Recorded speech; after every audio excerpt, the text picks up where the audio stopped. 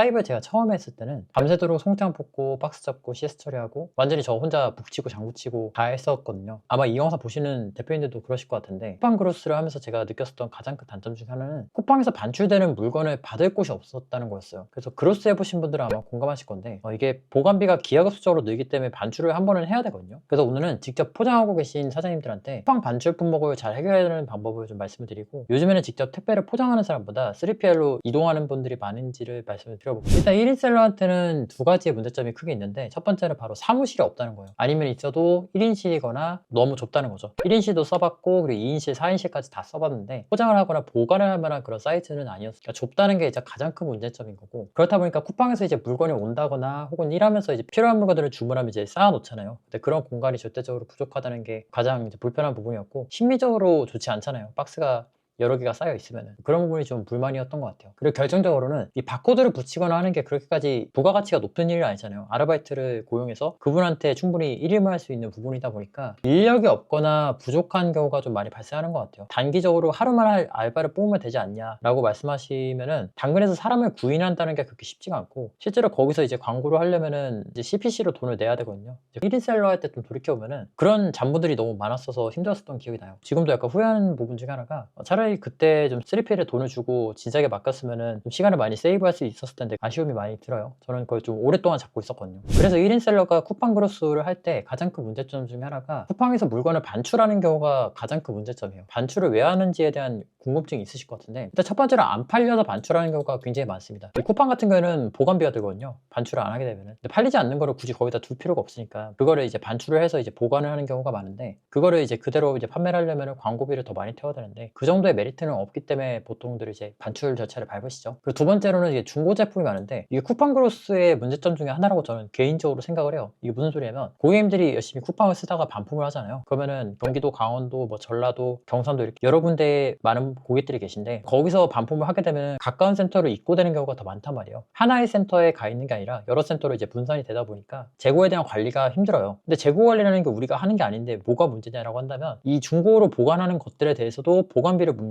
이게 쌓이고 쌓이면은 은근히 큰 비용으로 작용하더라고요. 그리고 세 번째가 이제 가장 결정적인 건데, 사실 보관을 한다는 입장에서는 쿠팡 창고에다 보관하는 게 가장 베스트한 선택지라고 저는 생각을 해요. 일단 두기라도 한다면은 그걸 누군가는 사잖아요. 그렇기 때문에 쿠팡에다 두는 게 가장 베스트한 선택지인데, 문제는 이 보관비가 시간이 갈수록 이제 기하급수적으로 증가한다는 게 문제예요. 제가 아마 그 표를 아마 띄워드릴 예정인데, 이 보관비가 생각보다 엄청 비쌉니다. 그러니까 초반기에는 이게 전혀 비싸지가 않아요. 오히려 3PL보다 더 저렴한 경우가 많은데, 그 이상으로 가게 되면은 상당히 이제 비싸지는 게 문제예요. 예를 들면 실제로 쿠팡 반출 때문에 3PL로 이제 넘어오신 분 하루에 거의 한 7만 원씩 나갔다고 하세요. 하루에 7만 원입니다. 한 달이 아니에요. 그러니까 한 달이면 거의 한 200만 원 나가는 거죠. 이게 기간이 늘어날수록 되게 보관비가 기하급수적으로 증가를 합니다. 그렇다 보니까 그 전에 미리 반출해서 3PL에다 이제 보관을 하는 게 훨씬 더 나은 선택이 되는 거죠. 그리고 거기다 이제 맡겨놓으면은 다른 쇼핑몰에 이제 배송을 할 수도 있는 거고, 그리고 그로스 작업 다시 해서 이제 넣을 수도 있는 거니까 그런 식으로도 보통들 운영하시죠. 결론적으로 저는 그로스 운영하시는 분들은 쿠팡 반출지가 저는 거의 필수적이라고 생각을 해요. 반출을 한 번도 안 하신 분들은 저는 본 적이 없어요. 아무리 잘하시는 분들도 안 팔리는 제품들이 있다 보니까 그거를 반출을 해서 어떻게든 정리를 하시거나 그렇게 하시더라고요. 1인 셀러라도. 그래서 한 번도 본 적은 없기 때문에 사실상 저는 선택이 아니라 필수라고 보고, 그 많은 제품들을 집에다 갖다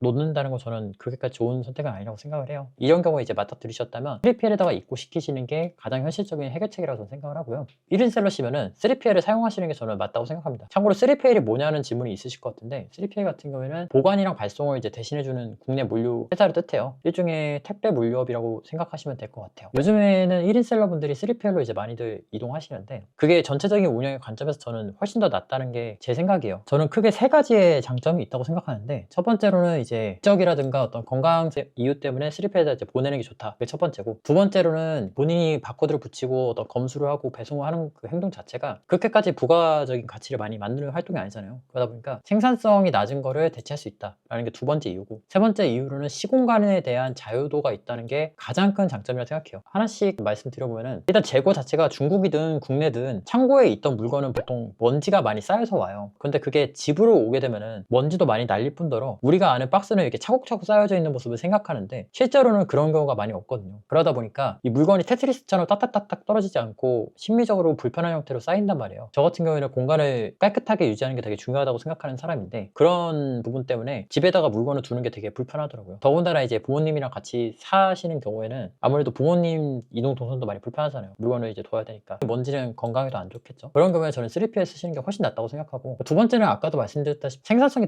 낮은 일을 한다는 게 가장 큰 단점이었어요. 의류라든가 뭐 액세서리라든가 뭐 슬리퍼라든가 수큐가 많은 것들을 하신다면은 저는 3PL 반드시 쓰시는 걸 추천드리고요. 저 같은 경우에도 의류를 제가 집에서 받아서 그거를 분류해서 이제 보내는 작업들을 했었어요. 저 같은 경우에는 이제 퇴근하고 나서 부모님한테 이제 부탁드려가지고 봉투를 다시 씌우고 보내는 작업들을 했었는데, 왜냐면 제가 보낼 때는 그 먼지가 너무 많다 보니까 OPP를 새로운 걸 쓰고 그 다음에 그 붙이는 스티커도 사이즈 스티커도 새로 했었어요. 왜냐면 중국에서 오는 거는 사이즈가 안 붙어 있는 경우도 되게 많거든요. 그거를 분류하는 게 쉬운 일이 아니더라고요. 근데 지금 돌이켜보니까 차라리 그거 내가 할 바에는 차라리 돈 주고 다른 사람한테 맡기고 나는 다른 일을 하는 게 훨씬 더 나았던 것 같아요. 그게 육체적으로도 많이 힘들고 그리고 심적으로도 많이 힘들더라고요. 그 당시에 저는 돈이 아까워서 제가 직접 했었어요. 왜냐면 OPP 하는 것만 해도 한 100원은 들겠죠. OPP 한 건당 100원 들고 바코드도 100원 들고, 그리고 저 같은 경우에는 사이즈 스티커라든가 그런 것도 해야 되기 때문에 거의 한 200원에서 300원 정도 들었었단 말이에요. 근데 이제 이 영상 보시는 분들은 굳이 저처럼 돈 조금 아껴보겠다고 차라리 그냥 맡기시는 게 훨씬 낫습니다. 그리고 세 번째가 저는 가장 큰 이유라고 저는 생각을 하는데, 제일 중요한 게 시간과 장소에 대한 자유도가 엄청나게 높아져요. 솔직히 앞에 두 개 내용들은 사람에 따라서는 이게 별로 장점이 아닐 수가 있거든요. 자기가 하는 걸 좋아하는 분들도 많이 계시기 때문에. 근데 3번만큼은 누가 봐도 이건 장점이라고 여겨질 수 있다고 생각해요. 일단 택배를 내가 포장을 하기 시작하면은 오후 시간에는 밖에 못 나간다고 보시면 돼요. 포장하고 그 기사님이 픽업할 때까지 기다려야 되기 때문에. 그런데 기사님이 또 일정한 시간대에 보통 오지 않으세요. 사람이 살다 보면 점심시간이라든가 아침 시간대에 약속을 잡는 경우들이 생각보다 많단 말이에요. 그 장소에 그 시간대에 가서 포장을 해서 보내는 작업까지 해야 되다 보니까 내 일정을 짜는 게 너무 불편한 거예요. 제약사항이 너무 많은 거예요. 그런데 3PL을 쓰게 되면은 프로그램을 클릭 딱딱 하면 포장도 알아서 하고 그로스도 해달라고 하면 그로스도 알아서 해주고, 시간적으로나 어떤 장소적으로나 여유도가 엄청 올라간 게 장점이에요. 특히나 이제 육아를 하시거나 혹은 뭐 그에 준하는 부업을 한다? 3PL 쓰는 게 전 무조건 낫다고 생각해요. 그거는 돈 주고 쓸만한 가치가 있다고 생각하고, 더군다나 이거를 언급하시는 분들이 많이 안 계신데 1인 셀러가 물건을 직접 받게 되면 가장 큰 문제점 중에 하나가 폐기물 처리가 진짜 힘들어요. 이거 무슨 소리냐면 보통 이제 배대지 같은 데서 이제 물건이 들어오게 되면은 마대자루라든가 뭐 목재 팔레트라든가 그런 게 은근히 많단 말이에요. 이거를 아파트에서 처리하기가 되게 힘들어요. 그러면 또 그거 내가 처리하기 위해서 이제 폐기물 업체에다 연락한다거나 뭐 구청에다 그거 갖다 줘야 된다거나 그런 식으로 이제 잡무가 이제 늘어나다 보니까 전체적인 운영의 관점에서도 저는 3P를 쓰시는 게 저는 거의 필수에 가깝다고 생각해요. 본인이 1인 셀러이시거나 혹은 반출을 앞두고 계신 분이라면 3PL을 사용하시는 거 저는 적극적으로 추천드립니다. 그래서 1인 셀러시거나 그로스 운영할 때 3PL이 필요하다는 걸 인지하셨다면 어떤 곳을 선택해야 될지에 대한 고민이 남잖아요. 그래서 제가 생각하는 거는 크게 네 가지 정도가 이제 그 후보군으로 떠오르는데, 첫 번째가 이제 그로스에 대한 이해도가 높은 곳 추천드리고, 두 번째가 금액이 공개된 곳, 세 번째가 기타 고정비가 적은 곳, 네 번째가 친절한 곳. 당연하죠 이건. 근데 이렇게 네 가지고 워낙 요즘에는 다들 그로스는 워낙 잘 넣다 보니까 웬만한 곳들은 다 해요. 그래서 그렇게까지 중요한 요소는 아닌 것 같고, 그리고 금액이 공개된 곳을 전 추천드리는 편인데, 이게 무슨 소리냐면 다이나믹 프라이싱이라는 게 있어요. 아무튼 그 용어가 중요한 건 아니니까 쉽게 말하면 이제 사람마다 그 가격을 따로따로 준다는 거죠. 근데 이게 어떻게 보면은 물량에 따라서 가격 정책을 다르게 하는 건 당연하잖아요. 많이 사면 그만큼 할인해 주는 거는 어떻게 보면 이거 관례 중에 하나죠. 근데 이게 반대로 말하면 소량 화주는 이게 비싼지 아닌지를 감안을 못 해요. 그러니까 왜냐면은 기준치가 공개가 안 되어 있으니까 이게 비싸다 싸다를 알려면은 기준이 있어야 되잖아요. 근데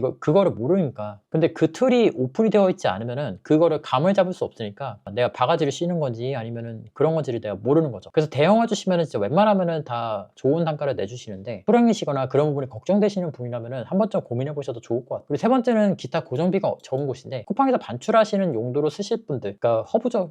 일종의 허브인데 그런 걸로 쓰실 분들은 좀 고민하시면 좋을 만한 포인트인데, 일단 물건을 보관하게 되면은 그 보관비를 줘야 되는 거는 당연한 것 같아요. 우리도 월세 살면은 돈 줘야 되잖아요. 그런데 요금표를 자세히 보면은 프로그램비라든가 월간 재고 조사를 할 때 비용을 더 내야 된다는 그런 부분들이 존재를 하는 경우가 있어요. 그러다 보니까 이게 고정 비용이 생각보다 더 많이 들어가는 경우도 있어요. 프로그램비 같은 경우에는 5만 원, 10만 원 이렇게 받는 것도 있거든요. 그래서 이제 보실 때 다른 고정비가 또 부과가 되는지 그 포인트 이제 보시면 좋을 것 같고, 마지막 네 번째는 친절한 곳인데, 이건 어떻게 보면 당연하잖아요. 서비스 업체인데. 근데 의외로 현장분들이 좀 기가 세신 분들이 많이 계세요. 이를테면은 그 밀크런 수거하시는 분도 제가 알기로는 직영이 있고 서브업체가 있는 걸로 알고 있는데, 그분들도 이제 문자 하시는 거 보면 거친 분도 많이 계세요. 카카오톡도 이제 빨리 받아주고 그다음에 친절하게 해주시는 거, 그런 것들이 저는 되게 좋은 곳이라고 생각합니다. 그리고 매뉴얼도 잘 돼 있으면은 그런 것들이 정말 좋은 거죠. 이게 4가지 정도가 제가 생각하는 3PL의 좋은 기준이고, 3PL을 쓰시게 되면은 이제 스마트 스토어라든가 뭐 G마켓이라든가 다른 곳에 물건 보내기도 쉬워요. 그래서 저는 강력하게 추천드리고, 특히나 이제 반출지로 쓸만한 그런 허브용 3PL 찾으시는 분들은